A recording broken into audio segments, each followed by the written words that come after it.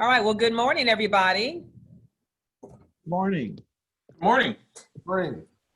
Morning. Welcome to October and Good the morning. first Friday, October 2nd, to the Kansas City Coalition for Digital Inclusion, our monthly meeting.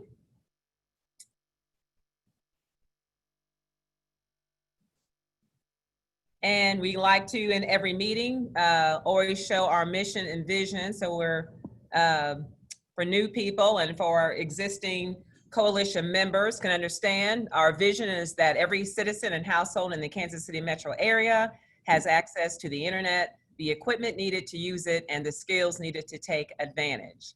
Our mission is to facilitate collaboration among organizations and initiatives working to bridge the digital divide in order to maximize the resources for the greatest impact. And so when we host these monthly digital inclusion meetings, it is with the hope that we are fulfilling our vision and mission. If you would like to connect with us socially, we are on Twitter, Facebook, and a YouTube channel. And usually Facebook is live. Are you live, Rick, on Facebook? Okay, I guess he's. No, I haven't been doing that because it's. I'm sorry, yeah, not live. Are you recording or? Yeah, Dave's recording, and then Okay. we'll. The meeting's being recorded and can be shared on the YouTube channel, and we can throw that on Facebook too. But just so everyone is aware that the meeting is being recorded, so if you don't want your face out there, feel free to turn your cameras off. It's up to you. Up to you. All right. So if you are not a member, please go and fill out the form at digitalinclusionkc.org. It is a free membership to be a coalition member. This will put you in an army of people who are committed to the vision and mission that we just shared. And I know some people on the call, I'm not going to call anybody out. We're still looking for your membership, for your organization to join. And so we look forward to some additional memberships today as a result of this call. And please spread the word because we would like to be, if at all possible, the clearinghouse for all things digital in Kansas City, just to be in touch with everything that's going on. Let me see. And we will do some announcements. I see some things coming up, and so we will make that open at the end of the meeting.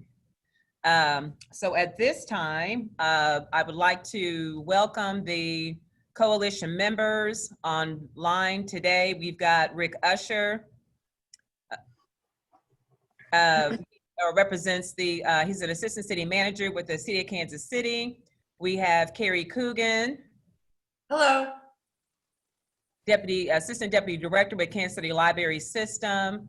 Aaron Deacon. Hello. And KC Digital Drive. He does a lot of policy issues around digital, the digital divide. Tom Esselman. Hi, everybody. Formerly named, oh gosh, Connecting for Good, now named PCs for Everyone. PCs for People, Kansas City. PCs for People, Kansas City. Thank you. Uh-huh. Our support, David LaCrone, is on. He actually manages,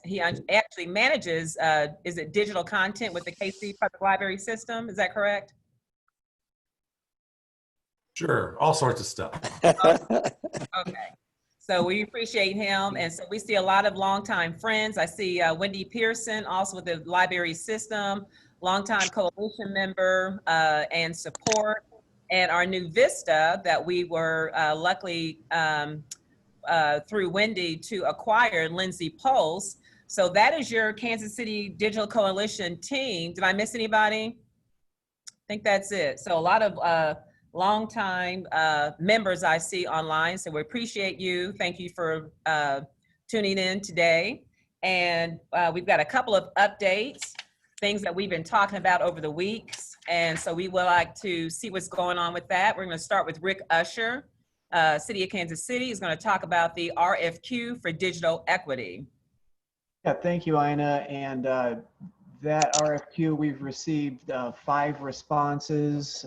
Can't really go into the details of those. Our committee has evaluated the responses and will be looking to set up some interviews with a few of the respondents next week to go through some details and get some clarification on the offering.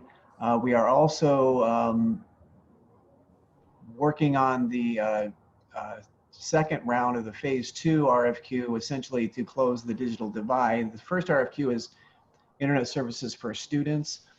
In the second proposal, really getting to Tom Esselman's challenge, a while back, saying, let's just close the digital divide. So looking at how we can partner with organizations around the community to bring not only educational opportunities, but remote work opportunities, workforce development, entrepreneurship opportunities. And as we're seeing, libraries, Kansas City Library, and the tech access coaches, the support they're doing for small business, our partners at the Full Employment Council, the Small Business Development Center, Porterhouse. A lot of organizations are moving their programs to virtual platforms, and that puts us in the situation of having their clients at home with no internet services or computers. So we're kind of looking at how to partner with these programs to make these opportunities available remotely to more residents. All right, thank you, Rick. Does anybody by chance have any questions for Rick about that initiative?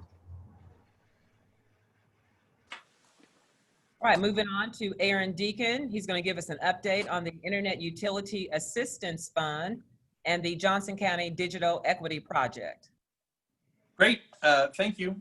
So Johnson County, as part of their Phase 2 CARES Act distribution on September 24th, allocated almost $2 million to support digital inclusion initiatives in the county. There were a handful of projects within that. One is a digital navigators program that will be set up through the library. It's really intended to just go through the end of the year.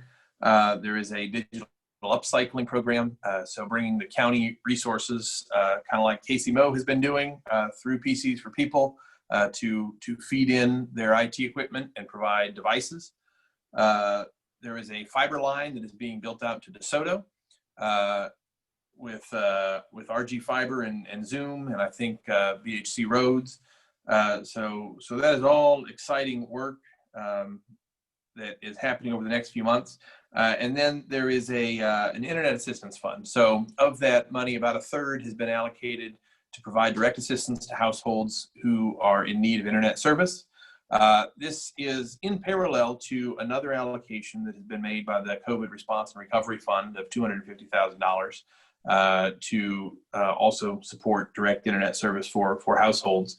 And so even though these are two funds with a little bit different dynamics, we're really working to build a programmatic structure on the front end to where those, both look the same in the near term. They're both COVID facing, but we think represent an opportunity to do what we've wanted to do for a very long time, which is to build that kind of capacity to be sustained and ongoing, and have a fund that can provide that level of support for families in need as a long-term solution for the region. In much the same way that the Mid-America Assistance Coalition, MAC, who many of you probably know, does right now for other monopoly utilities like water, electric, and gas. We are working with MAC on implementing this process. It's going to be a little bit of an adventure because it's different to implement a program like this in a competitive marketplace for service where we've got a bunch of potential internet providers. And so we're working through that right now. I think the main one feature of the program at the outset will be working with internet providers who can take bulk payment. So the way that this will kind of work out is that we'll identify groups of households and the associated account numbers that can get service, and MAC will write a single check to those providers. But ultimately we want to try to expand the program a little bit. In terms of qualifications and some of the just logistics of the project, this is for households that are making up to 200% of poverty level, federal poverty guidelines in terms of income. The fund is intended to support up to $300 per household once a year to either pay for arrears payments, reconnection fees, connection fees, and up to 6 months of service, or it'll be a 6-month service plan. So, to take all of this as I think it's pretty solid at this point, but we're still, again, working out the details and the implementation pieces of this. The main takeaway, I think, for y'all and for coalition members here that are that are sort of client end user facing. We've got a lot of our providers, our internet service providers, as members of the coalition too. So I think their role in this is pretty clear. The way that MAC works, the Mid-America Assistance Coalition, is really through their partner agencies. So we are working with partner agencies to identify the people who need help and how we get them kind of onboarded. It'll be easy for people who are already Mac users right now, because there's going to be some software components where you qualify through the Mac system, and those households are aggregated. But we also want to make sure this is open to other agency, kind of client-facing providers, whether it be school districts or healthcare providers, or people that are actually providing direct digital inclusion services. And so we've got a Q&A. I put a link early on in the chat next Wednesday at noon for agencies who are interested to participate in this program. We are working on kind of assessing what the need is, how well-positioned different agencies are to identify that need, to aggregate users, kind of how much hand-holding we're going to need to do in this process. Because we know that there is a range. There are going to be some agencies who, will have, maybe 25 or 50 families they know need help right away and can give us, those addresses and help walk through that process. And others who say, gosh, I know there's need out there, but I don't know what it is and how to address it. So please register. There's a link up on our website, on our events page. It's also on Eventbrite if you are interested to learn more and to participate in that. And the last thing that I would add, we're looking, and this is kind of a forecast, but this is still really early. We think there's going to be a need for some staff to help with that process, to help understand what provider is the best fit, to help,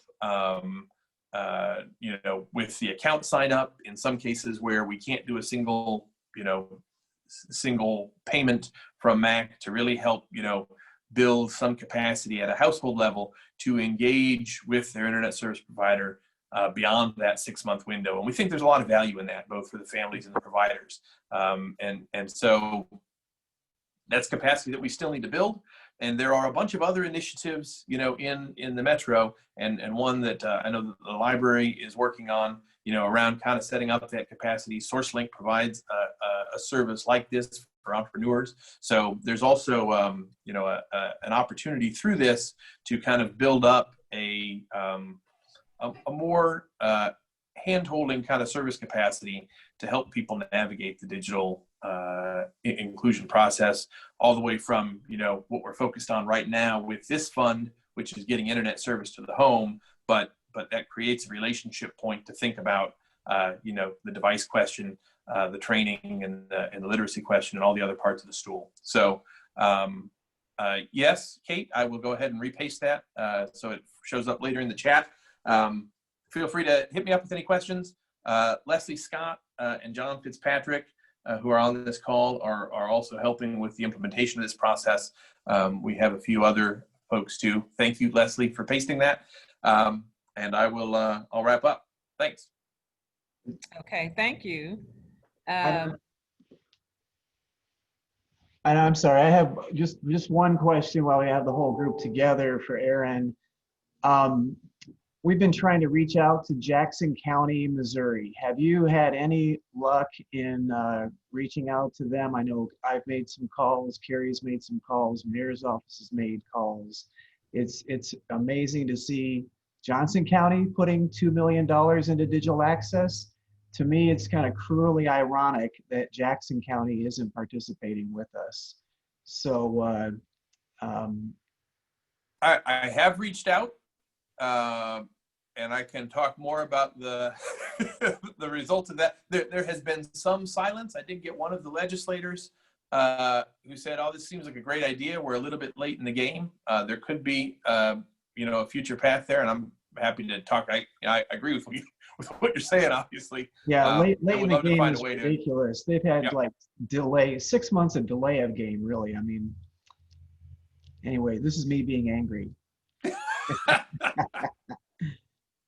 But Righteous anger. we do need to express some outrage from the community. So if you have a legislator in Jackson County, if you're in Jackson County, Missouri, send them an email, make a phone call to them, because it's really disgraceful that this isn't happening. I had a call with folks in San Antonio, Texas, a few weeks ago. They've had 3 tranches of $25 million. It goes directly to their city because they're large enough they don't have to deal with a county.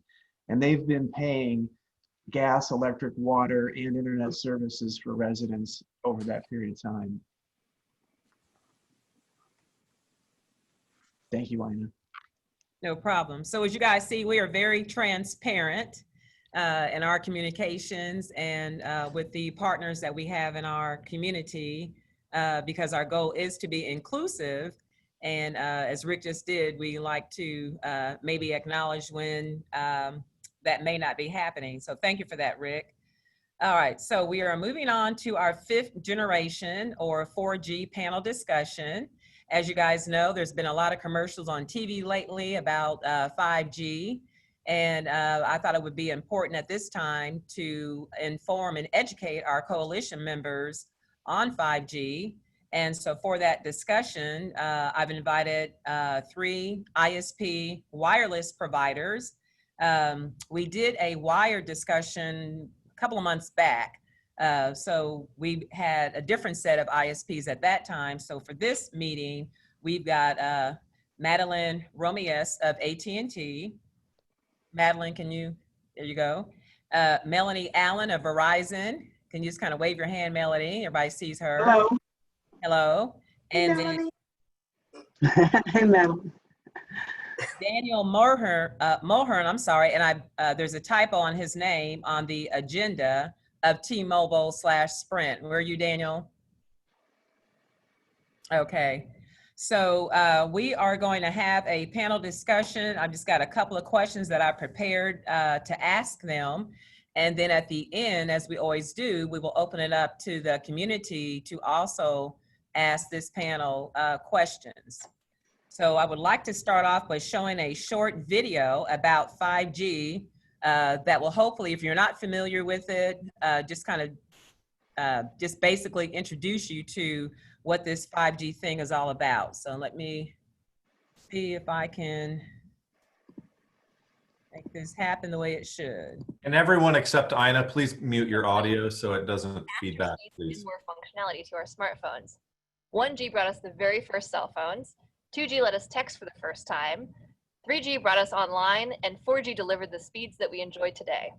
But as more users come online, 4G networks have just about reached the limit of what they're capable of at a time when users Not want seeing it, more Ina. data for their smartphones and devices. What's that? You need to share your screen. We were not seeing it. Oh, I'm sorry. Oh gosh, I thought I was sharing. Okay, let me.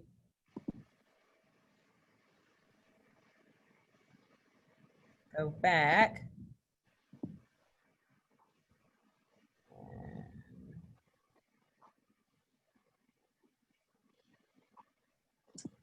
Technology at its best, and we did a run through. Let me see.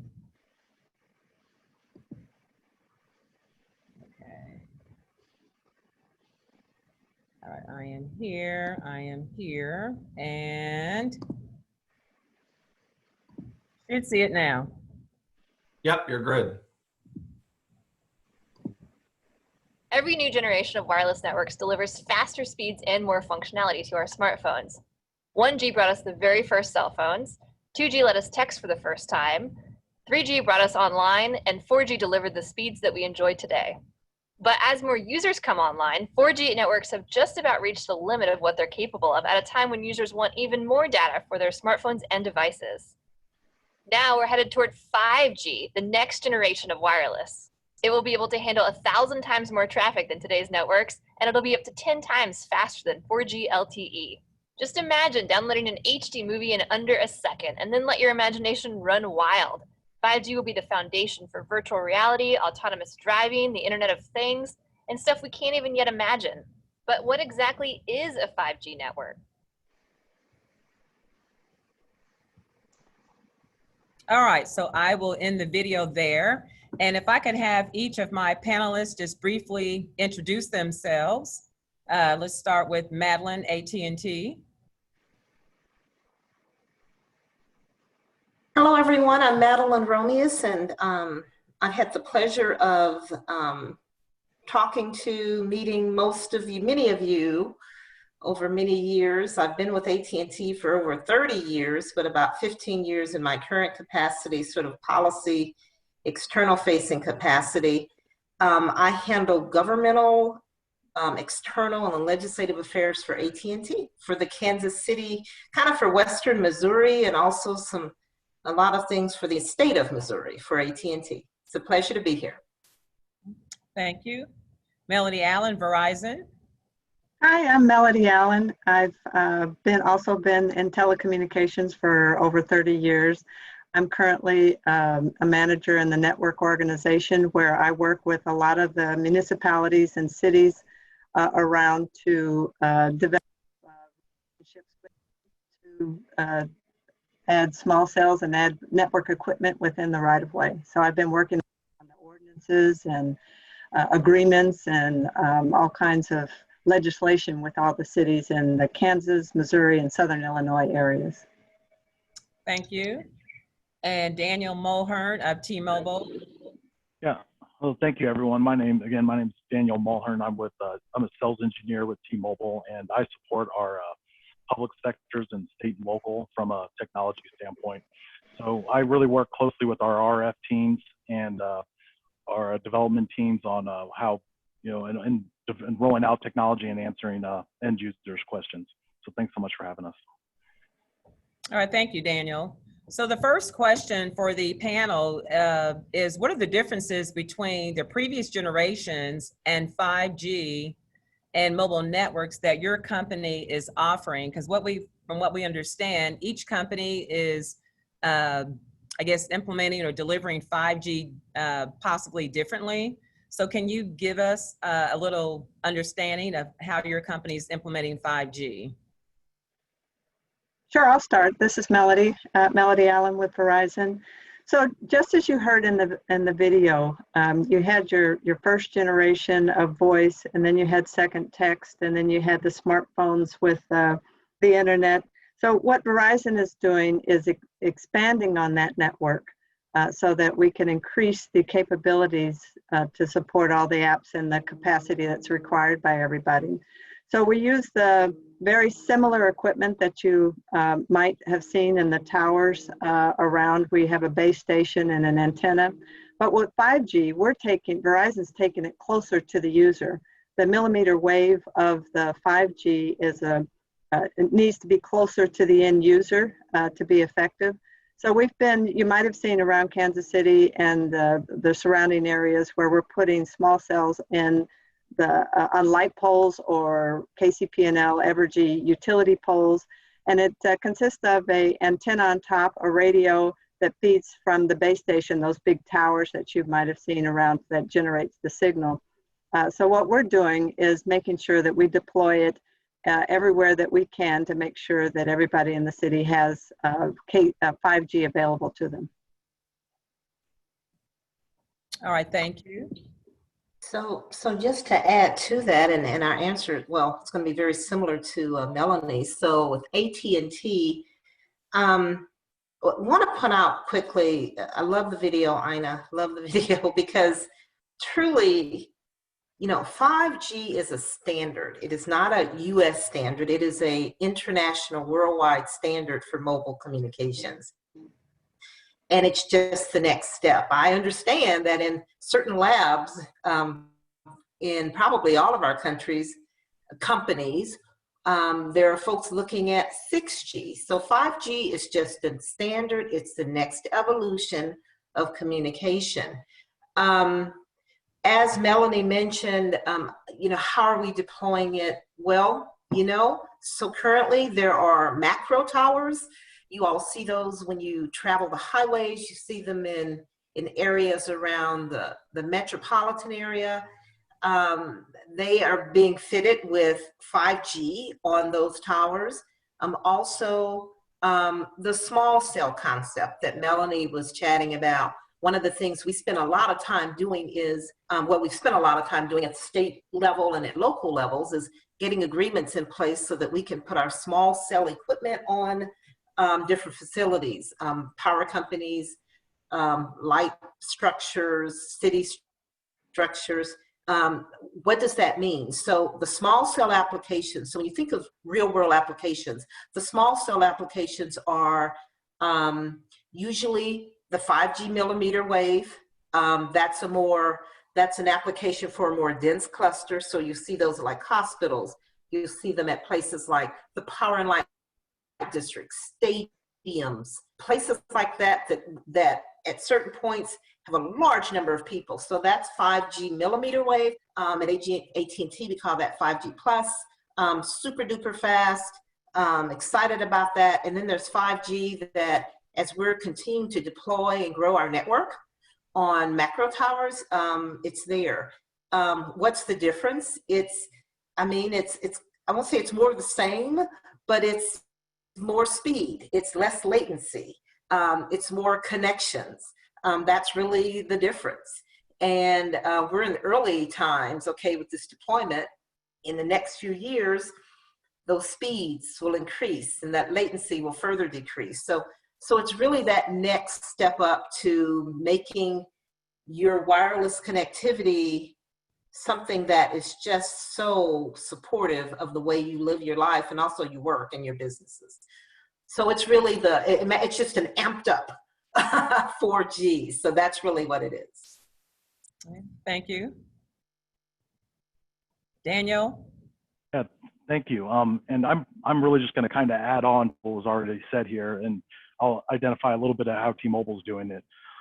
As mentioned previously, you have there's really like, T-Mobile kind of takes those almost like picture like a wedding cake. On the bottom, we have what's called our low band spectrum. And we've been rolling that out aggressively as we speak. And what that's going to do is that's going to give us a lot of coverage. So like in your rural areas, things of that nature, things like that, it's going to get 5G out there covering more people.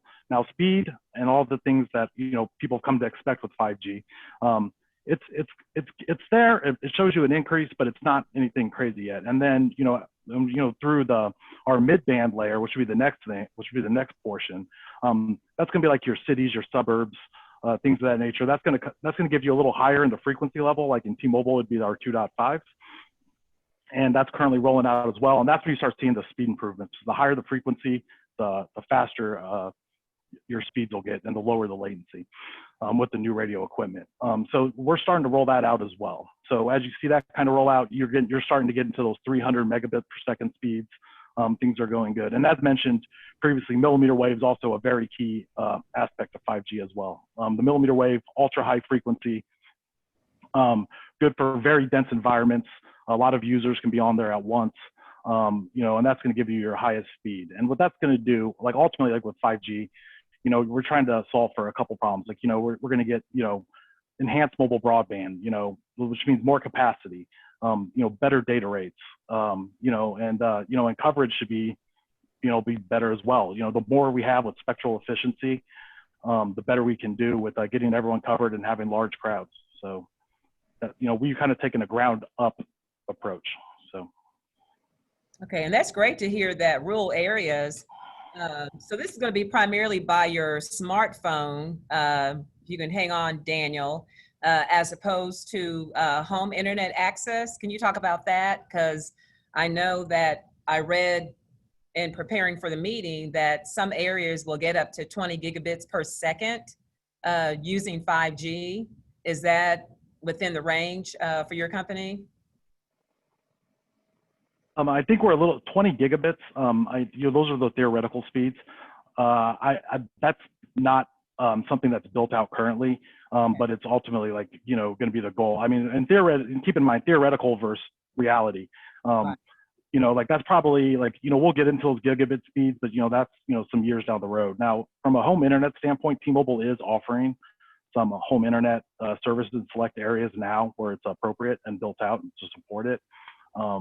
But we're looking to expand that quite a bit in the near future. Okay. I'll add on to that, Ina.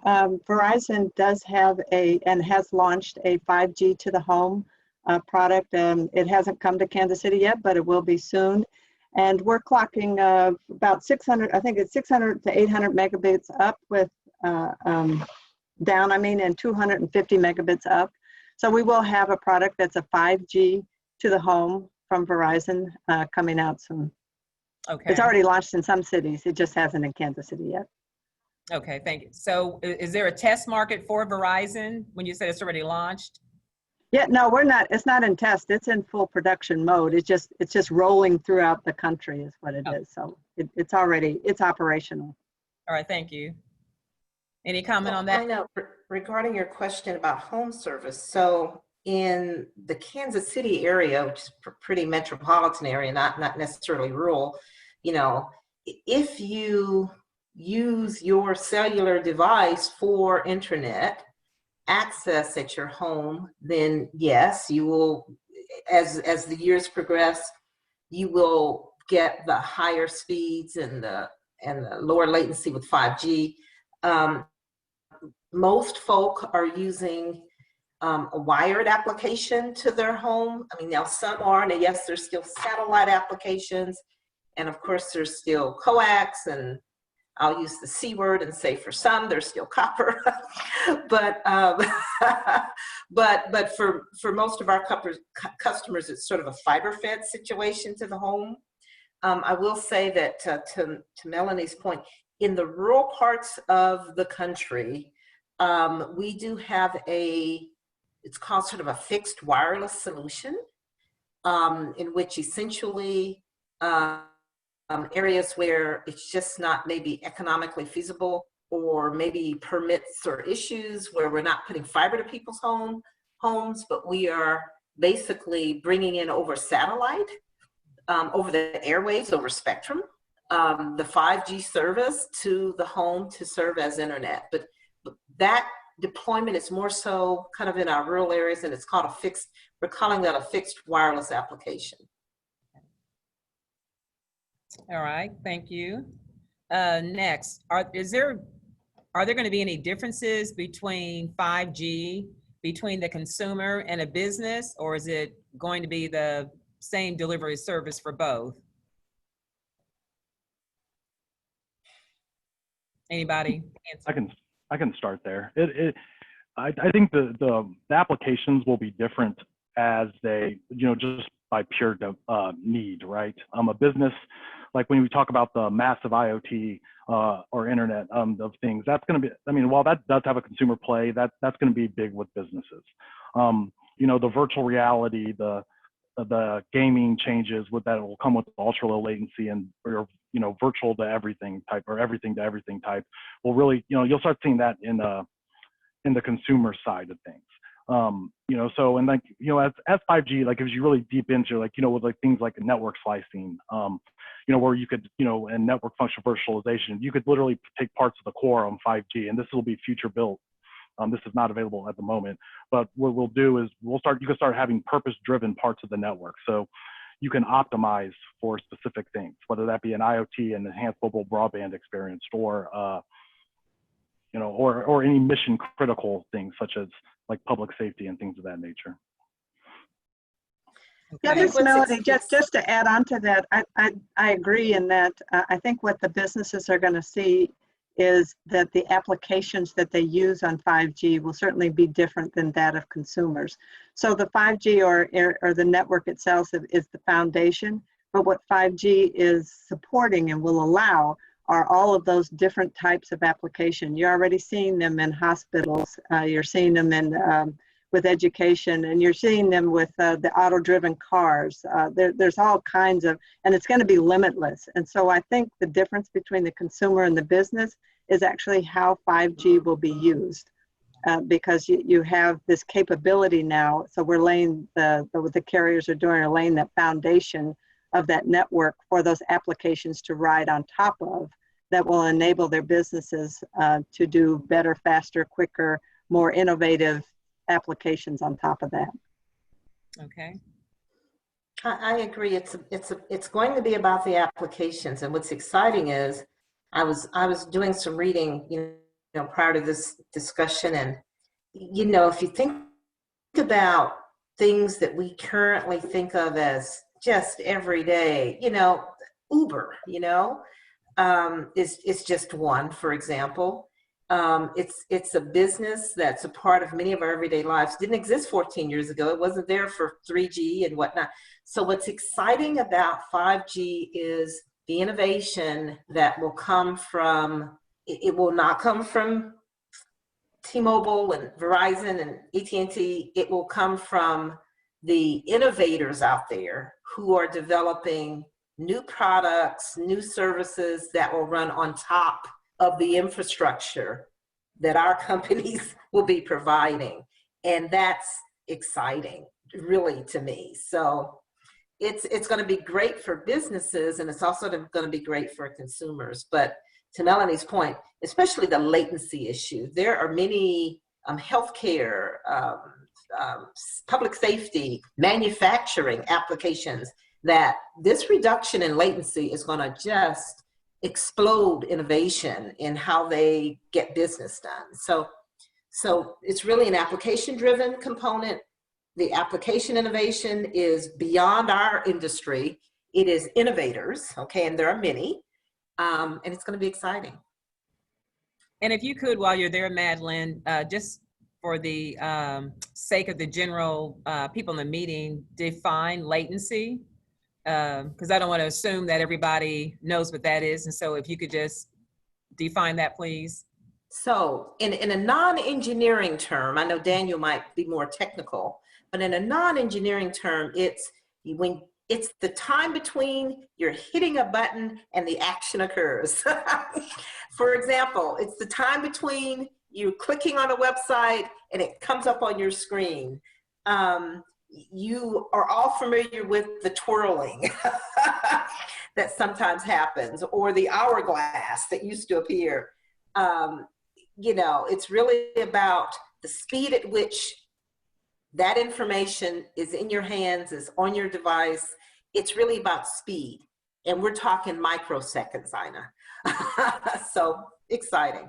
And there are some applications in the scientific world, okay, and in manufacturing and industry, there are some applications in which, X number of microseconds to X number of microseconds, that difference is crucial. So that'll be very exciting to see. So that's what latency is for everyone on the chat here. My apologies for not explaining that. Mm-hmm. That's okay.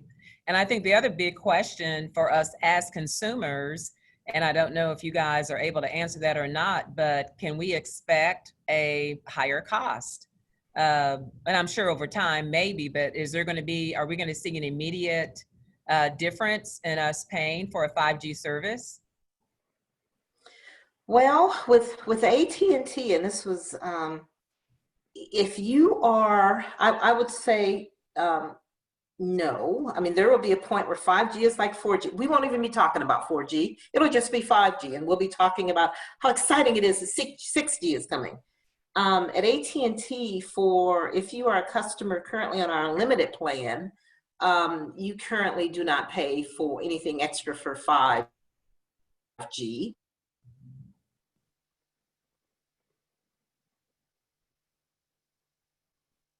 We just announced device for their AT&T has 15 devices in our system that are 5G compatible currently. We expect to have more this year.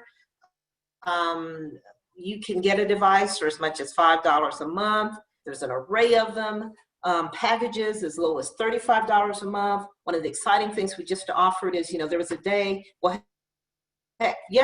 last week, in which your family had a package. They all had to sort of have the same package. Now you can have customized packages within a family. So that's exciting. One wants elite, one wants this, one wants basic.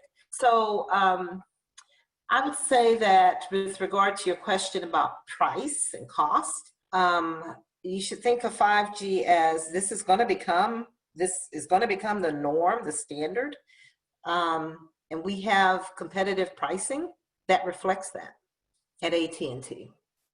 Okay. Great. Verizon's very similar to what Madeline is talking, and as you know, all the carriers are very competitive in their pricing, but our unlimited plan with 5G will be the same as well, and it will be the norm. We also have 5G devices available on the Verizon network right now as well. All right. Yeah. Oh. Go ahead.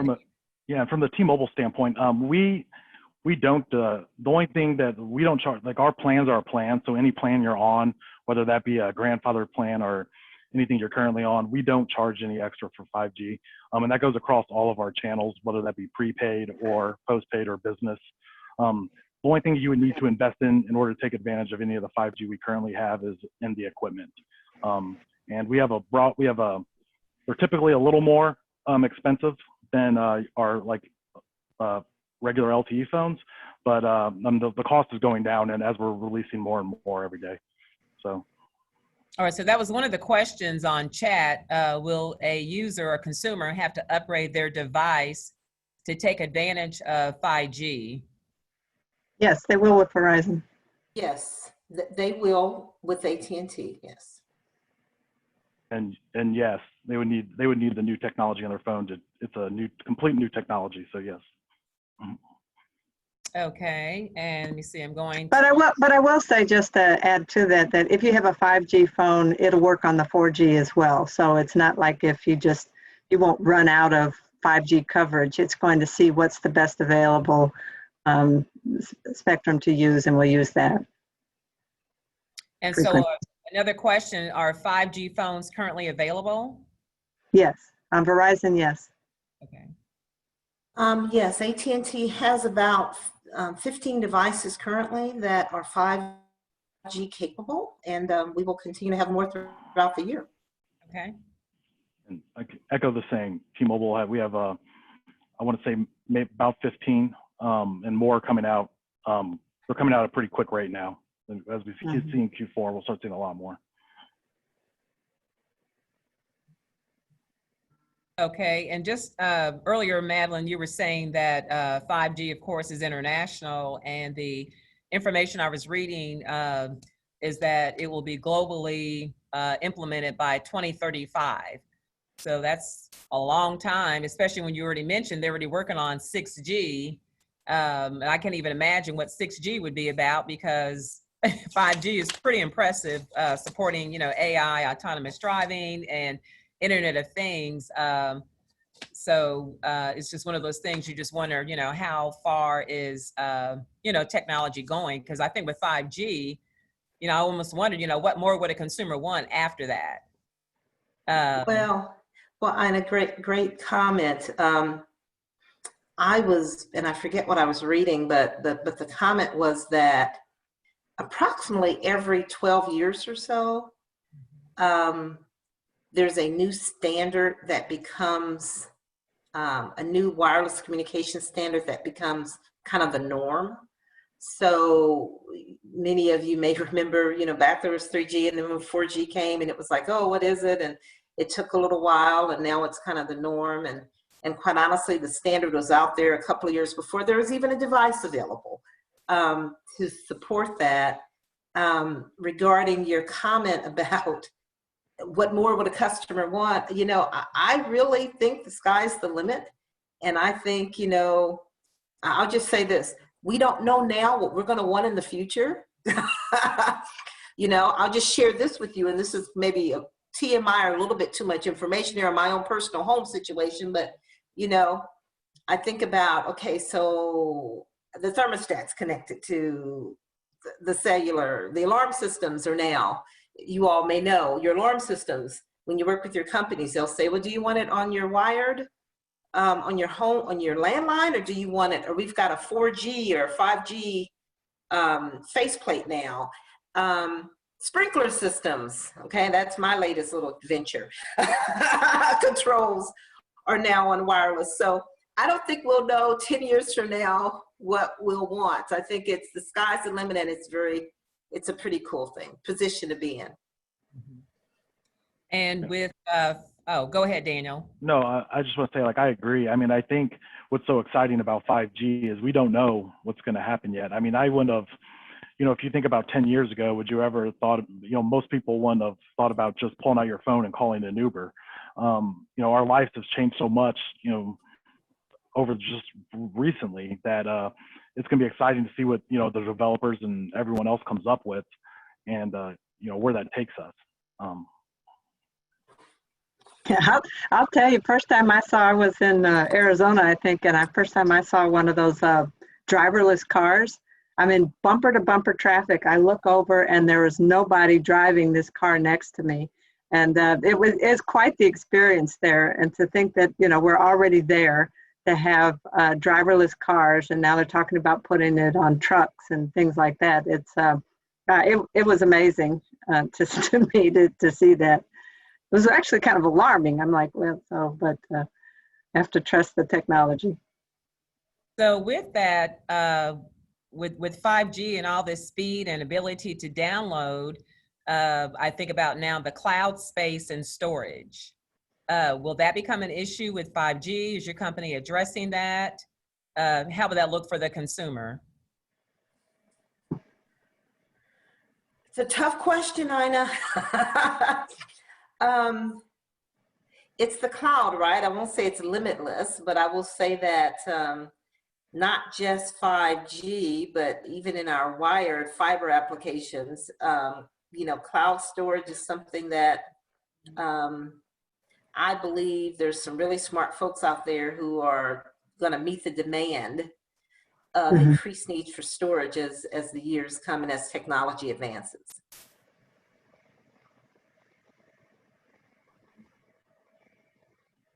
Yeah, I agree with that. I mean, I think one of the benefits of 5G is you're putting things closer to the edge. You're going to rely more on cloud computing, necessarily then happen to rely on the computing power of your, individual handheld device. So that's going to help things quite a bit. And, I think it's built within the standard to kind of expect that. So I don't see that being a holdup as of yet. And I agree with that too. From a Verizon perspective, Daniel mentioned edge computing, that we've got a mobile edge computer. We're already within our infrastructure moving that intelligence out. So I think the architecture in which you use the cloud will adapt and change as the needs change, which is what we're all doing, right? So we're modifying our networks to the needs that are out there. So we're increasing our capacity. We're lowering that latency that Madeline was talking about. We're all adapting to the environment that we know. I wouldn't even say coming. I think it's already here, and it's now about how we're going to utilize that. Okay, and I know that Rick Usher and I believe Aaron have worked on some smart city initiatives. And so when you talk about, I believe, the Internet of Things and 5G, is there a link between the consumer and, say, being on a smart grid? Or am I asking the right question? I don't know. It just seems like there would be something that would tie those two together. Can you guys, anybody talk about that? Yeah, I talked to a lot of cities that are doing the smart city thing. Kansas City is actually one of them, where it's the application that they're doing. They're doing like the smart parking. The utilities now are doing the smart meters on it. So they are putting those applications out there for the users to use. So from a smart city perspective, it's just the 5G is enabling the technology to support the applications that the users will use. So they are going to have them on the phone, just like Daniel mentioned, the Uber apps and all the other apps that you have available to you. 5G is going to enable those applications for the cities to use. And many cities are looking into what we call smart cities. And that smart cities, what that is just applying these applications for city use, if you will. So they'll tell you how they're going to do traffic lights are going to be monitored that way. You can find a free parking space somewhere. You can, the meters. It's going to be a lot of that time that as the city look, and also what I'm finding smart cities are doing is a lot of crime prevention. So they're doing the videos and getting that information to the different agencies within the cities for the crime prevention. So there's been a lot of activity around that. When I talk to many cities, one of their number one, no matter what city you go to, Kansas City is no different in that crime is one of the big issues that they're trying to fight. So thinking about the issues that the cities have, they're going to look for a technology level application to support whatever that issue is. And that's what Smart Cities is doing. Okay. And so somebody's asking about the digital divide, and let me pull that question up. Whoops. They wanted to know, is 5G going to decrease the digital divide, especially if new technology is needed to access it? Well, as I mentioned with Verizon, we're doing the 5G to the home.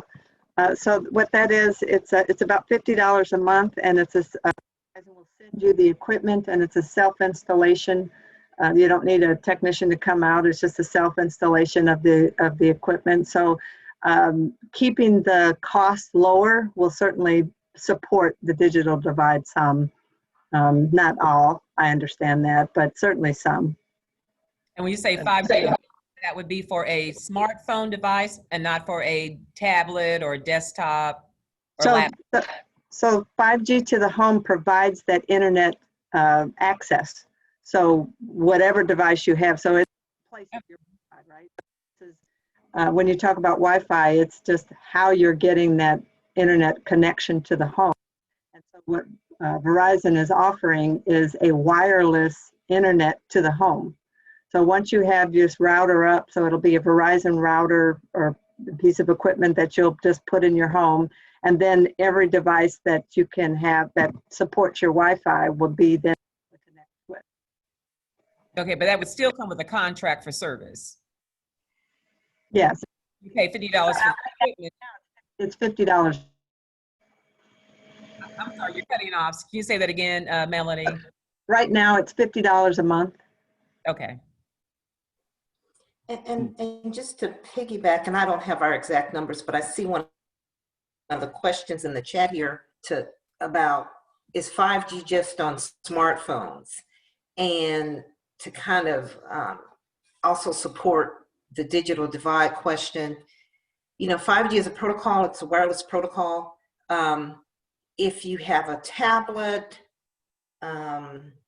Chromebook, whatever you got, hotspots, and that communication via that device to the network is cellular, then yes, it would be on the 5G network, and that device, that connectivity would benefit from those increased speeds and that lower latency. So don't just think about 5G as kind of that device in your hand.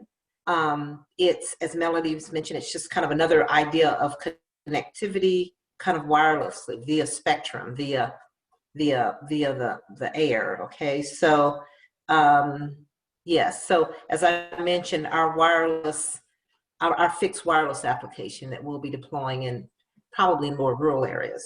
It's a similar concept. So just make a comment. I see some comments in the chat about, hey, how's it going to help the digital divide if you've got to buy a new device?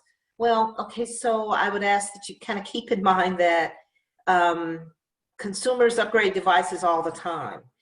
There will be a point where there are no 4G devices in the stores.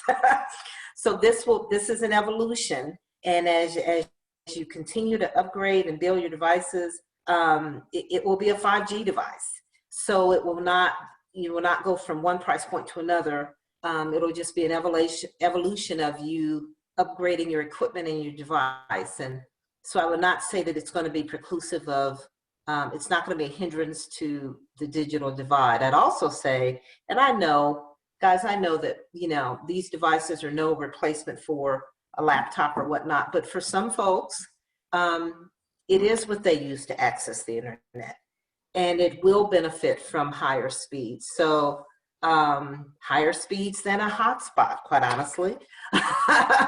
So there are applications for all levels of the community here with the 5G rollout and for our country as a whole.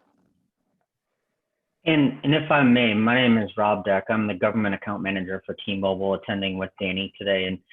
And with the digital divide, I think there's kind of an economic side and then an access side.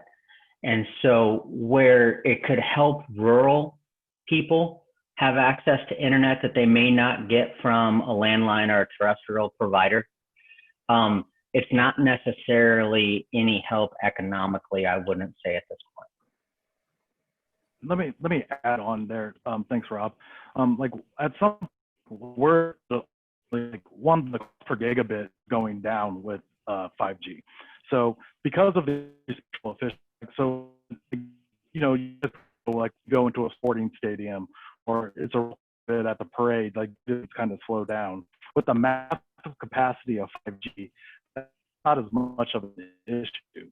So from a standpoint, is with the lower cost of the bit, we're able to launch, programs that better help, the digital. So for example, like T-Mobile launched its Project 10 Million, where we're providing 10 hots, 5 years, a free hotspot and service with for 1 million students for 5 years. That's something we wouldn't have been able to do, like just plain out monetarily or just from a network standpoint, if it wasn't for our increased spectrum and knowing that the cost per gigabit is going down. Because like we run the risk of having a congested network, right?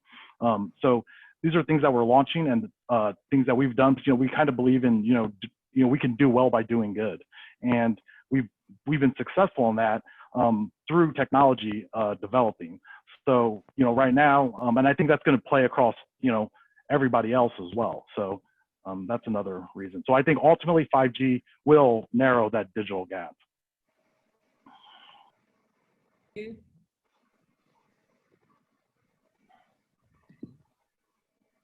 And then somebody, Kate, thank you for your questions, Kate, was asking about Lifeline rates. I guess you guys have addressed that for 5G in the future, asking specifically AT&T and the other ISPs who currently participate with that.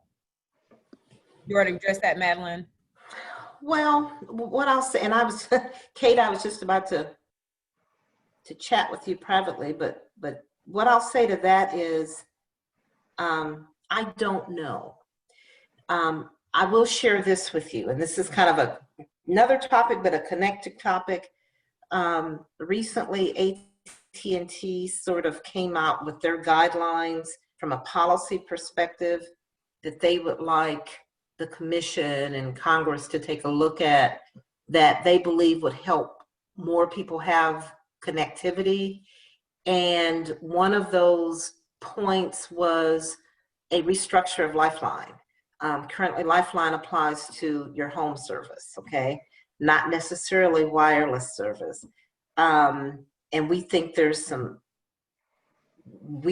opportunity to bring those programs into 2020 and that are maybe from previous years. So I will say that I don't know the answer to that, but companies like AT&T, and I'll send you something, Kate. Our CEO, John Stankey, about a month ago, it was in Politico, just sort of kind of launched and announced AT&T's position with regard to policy changes we believe need to occur so that more people have access to the internet at reasonable costs. And the Lifeline relook is a part of that. So I will send you something, Kate, so you can, I'll send it to Ina so that you can take a look at that. Everyone can take a look at that. But that's not just a wireless sort of piece. It's more of a high-speed broadband connectivity thing. So Ina, I'll send that to you and maybe you can share it with the team here. Okay, thank you. Yeah. I am looking, well, I'm checking chat for any additional questions. I think I've asked all of mine. Feel free to put a question in chat if you have one so we can ask the panelists.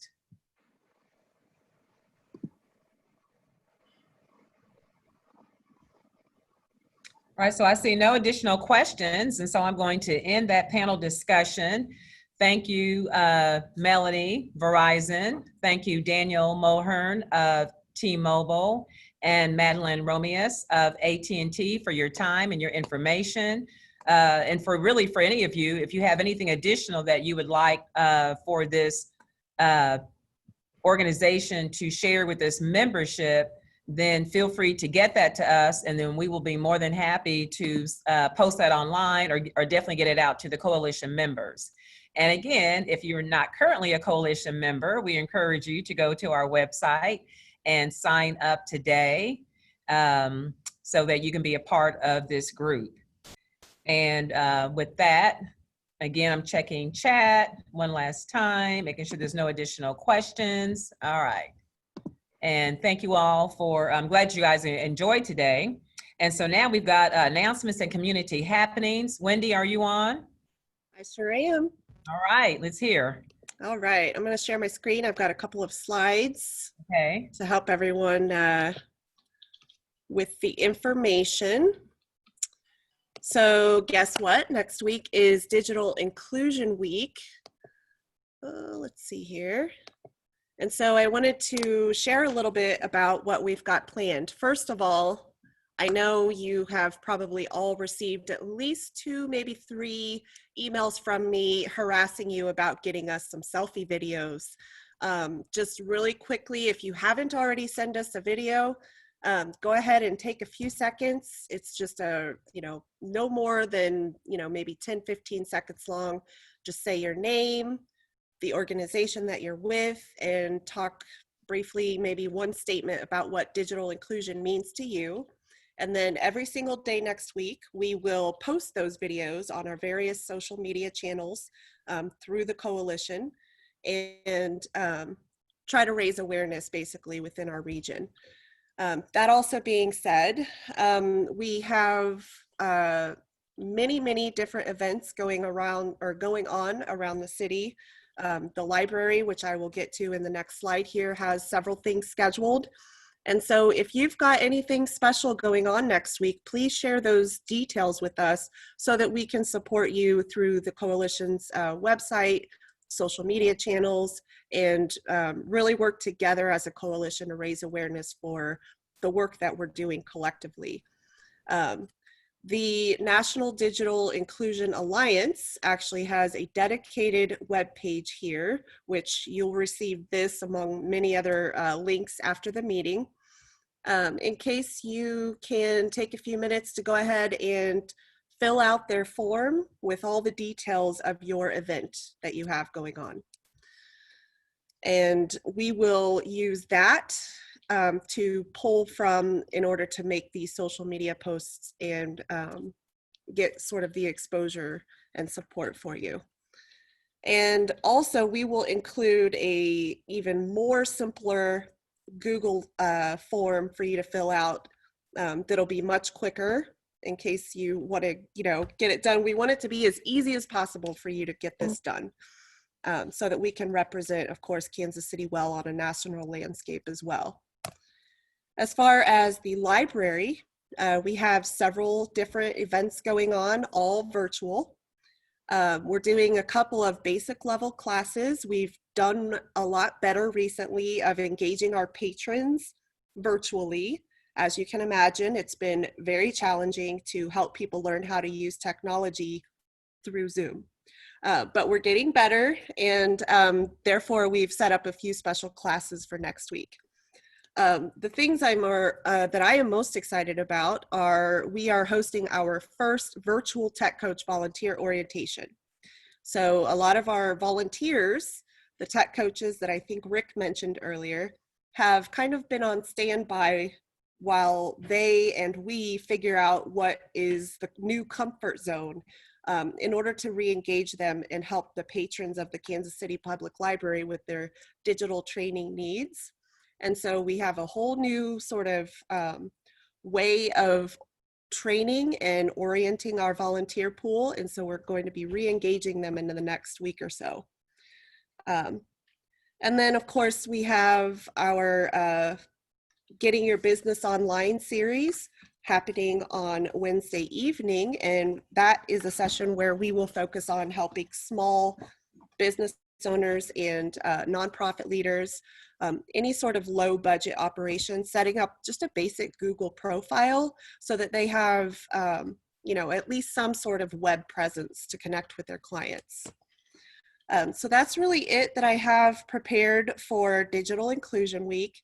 But while I have your attention, I'd like to bring you, give you one more task, which is, I think Tony last month when he was here presenting from UMKC, spoke to you about the Missouri Broadband Resource Rail. And thanks to a recent funding award, we are going to be launching at the Kansas City Public Library a tech access hotline, which is a number that will be available to anyone in the Kansas City region, either side of the state line, any county. You call in if you have any questions or needs related to digital inclusion, including home internet, refurbished affordable devices, where you can get repair for those devices if you have one that needs, some sort of repair services, or even digital literacy training. And in order to make this hotline work, we are going to be using this broadband resource rail as sort of our platform to be able to locate and identify those resources for the callers that we get. In order for that to be successful, we really need everyone to do their profile. Right now, since this is a statewide project, a lot of the resources, if you do the search, are going to be outside of the Kansas City region. And so we'd really like to make all of the Kansas City region resources available so that they show up when we do these searches during our hotline calls. And so in order to do that, we need you to go in. It's a very simple short form. You can even add your logo, your contact information, and hopefully we can all work together to make this a successful project. Let me know if you have any questions. I am at Wendy Pearson at kclibrary.org. Thank you, Wendy. You bet. So a lot of things going on with the Digital Inclusion Week, October 5th through the 10th. And I believe all the information will be posted on the website, right? Yeah. All right, Tom Esselman, are you still on deck? I am. Thanks, Ina. Hi, everybody. I'm Tom Esselman. I'm the Executive Director of PCs for People, Kansas City. I'm also a member of the Steering Council for the Coalition. My announcement is about low to no cost computer devices and Wi-Fi hotspot devices for those households who may be not able to connect with one of the major ISP home wired broadband solutions going forward. And the main thing I wanted to make all of you aware of is PCs for People Kansas City has now gotten authorized through 3 different grants to cover basically subsidizing a free computer and or a free hotspot device for eligible households who are affected by COVID, the crisis in Jackson County, Johnson County, and Wyandotte County. So far that 3-county region. So any of you who are aware of households, individuals who have suffered hardships related to the digital divide and they've been amplified by the coronavirus pandemic, please have them get in touch with PCs for People Kansas City. I do have a quick screen share that I just wanted to make available so that you guys could see our 2 locations. If you do try going to the PCsForPeople.org website, you have to go across the top and click the About tab and then click the Location tab. And this is what you'll get for Kansas City, Missouri. You'll see we are PCs for People, but we are better known locally as Connecting for Good. and our two locations, 3210 Michigan Avenue, which is the old Linwood Presbyterian Church campus. And then we also have our warehouse location at 518 Santa Fe Street in the West Bottoms. We're open Monday through Saturday. And so the reason I wanted to make sure that you all were aware of that is because of all of the client populations that you all deal with across the greater Kansas City metro region. We have now gotten commitments through all of the different funding sources to make sure that any eligible household can get a free computer, or if they need something that's higher grade, at least it would be greatly subsidized, so they'd only have to pay a small fraction of what they normally would for a computer device. And there's enough subsidy built into the grants that they could get a Wi-Fi hotspot device completely for free. They would have to be responsible for signing up for a $15 a month internet subscription. And to be clear, this is not for everybody. This is for those who are not able to otherwise get a hardwired ISP solution or one of the wireless solutions, like you heard Melanie talk about from Verizon or T-Mobile. So we're positioning our offering as a gap filler as part of our effort to make sure that there can be 100% connectivity over the course of the coming months as we try to really take advantage of the broader awareness of the digital divide and all the funding efforts that are coming in place. The one other part of the announcement I just wanted to make you aware of, just so you have some context, is how can PCs for People Kansas City, how can our group, even our other offices in Minnesota and Colorado and Ohio and Maryland, how can we offer such discounted computer devices? Well, there was a big announcement this week. PCs for People has been selected by Microsoft as its contract partner to be the Microsoft authorized refurbisher. So anyone in the country who is now refurbishing donated computers will be purchasing the Microsoft Windows licenses and the licenses for Microsoft Office software through PCs for People. We've got the systems in place. We've got the customer service portal set up. And so we are, through the work we do in Kansas City, as well as Minneapolis, St. Paul, and Denver, and Cleveland, and Baltimore, we're set up to handle all the needs of refurbishers of computers who will only need to pay $6 for a Microsoft license to be able to load Windows software. But the but is that we are authorized only to sell those Windows-based computers to income qualified individuals. As you heard Aaron Deacon talk about before, there is a 200% or lower of the federal poverty guidelines, which is the qualifying income status for individuals and households to be able to buy discounted computers. That covers a lot of people. But I just wanted to make you aware, just for context, of how we're able to do that and the restrictions placed on us to make sure that we have photo IDs and income qualifying documentation for all of the customers that we serve through these discounted programs. And so, so it's exciting that we're able to do that. And we want to make sure that through your help and the help of the coalition and all of its members and the networks that you form by joining us in these meetings, that you make sure you let people know if they have any need for a computer or a hotspot device to get them in touch with us at PCs for People KC, and we'll make sure one way or the other they'll get the solutions that they need. So that was my announcement. Thanks, Ina, and thanks everybody for joining us. No problem. Thank you, Tom. And Leslie, are you on? I know you wanted to talk about, make the announcement real quick about reuse. Yeah, I am on, and I will turn my camera on. Yeah, I was just going to repost it in the chat. Just a reminder that Reuseful is a free website if you're looking for, you know, to connect with donors who may not have heard of you. You can sign up at Reuseful, that's with 2 L's.org. And it just takes a couple minutes to create your listing, and you can direct people directly to your website to learn more about how to give to you. So I will repost that in the chat. And if you have any questions, I also drop my email address in there. Okay, thank you. All right, so I'm checking out chat to see if there's any final questions. Plenty of information in there. I believe that we have captured that all. Yes. I know there's a question.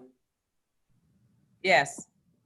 Yeah, I was wondering if I could give a shout out to Tom for PCs for People. I got 3 desktops for kids to do their homework and 1 laptop for a young man to do his homework. And I would like to really thank them on their behalf. Everything is working out good and well pleased. And thank you very much for your help. Thank you, Ike. It's great to hear from you. Spread the word. Any other families or individuals you all work with, you know, we're here to help out any way we can. And you've always been a great regular supporter of the coalition. And thanks for being here in all of our meetings. And I appreciate the shout out. Thank you, sir. Hey, Ina, it looks like somebody has their hand raised. Jill Jolicure. I'm not sure who that is, but their hand is raised in the. Yeah, that is Jill Joliker. Go ahead, Ray. Jill.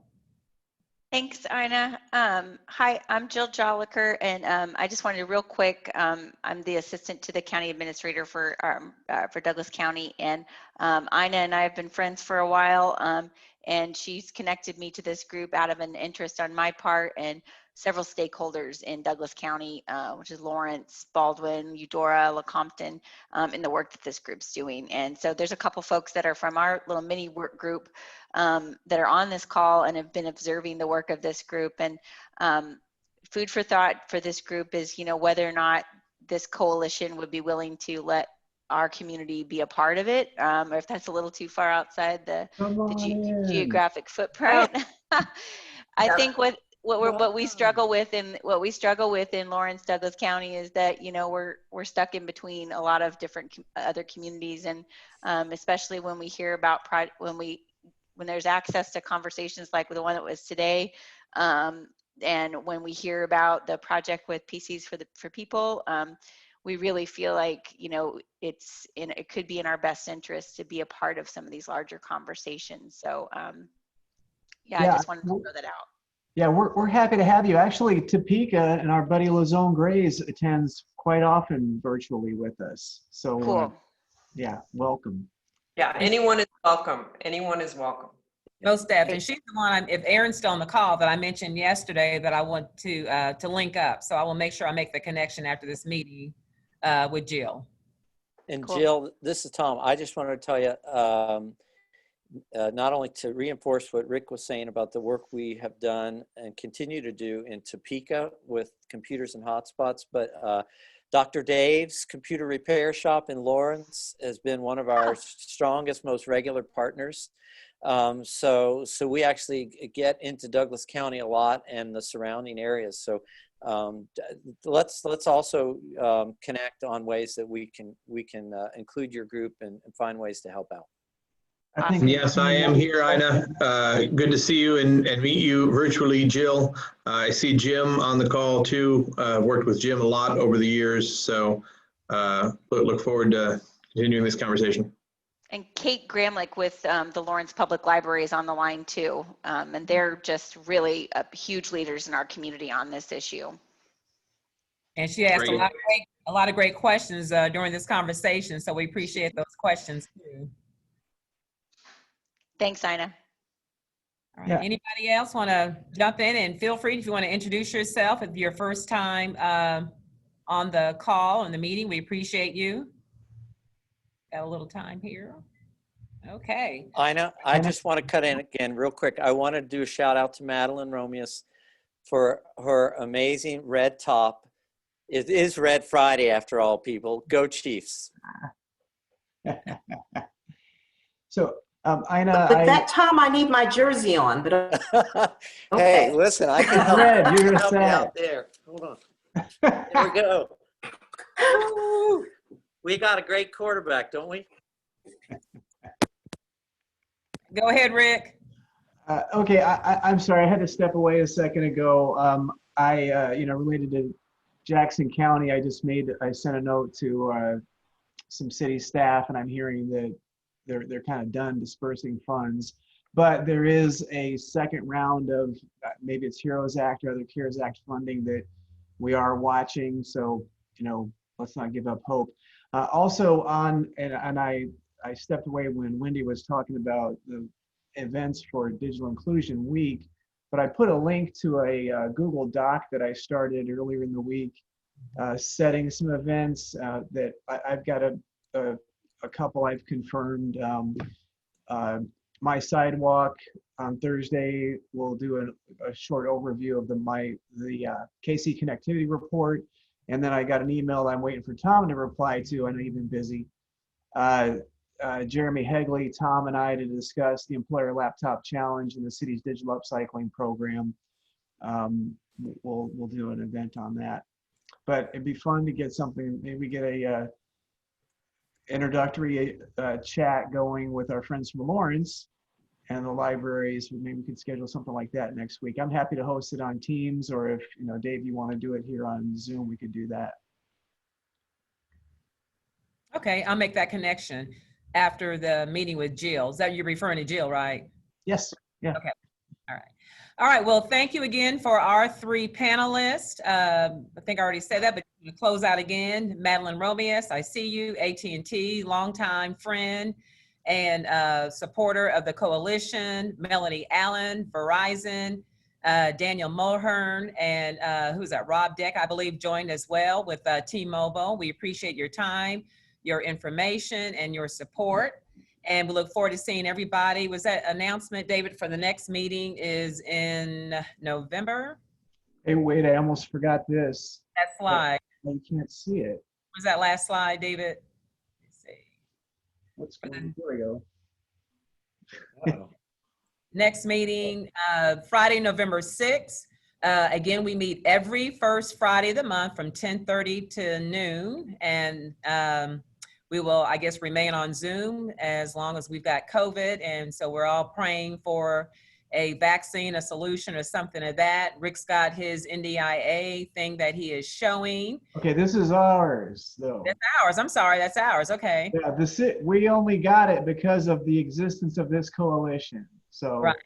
The coalition is key to us achieving a Digital Inclusion Trailblazer Award status with National Digital Inclusion Alliance. So, is there a copy of that on the website as well, Rick? I think I put a picture of it on the Facebook page, and of course we'll get it figured out. All right. All right. Well, thank you, everybody. Thank you for your time, and everybody have a great, good weekend. As Tom said, go Chiefs.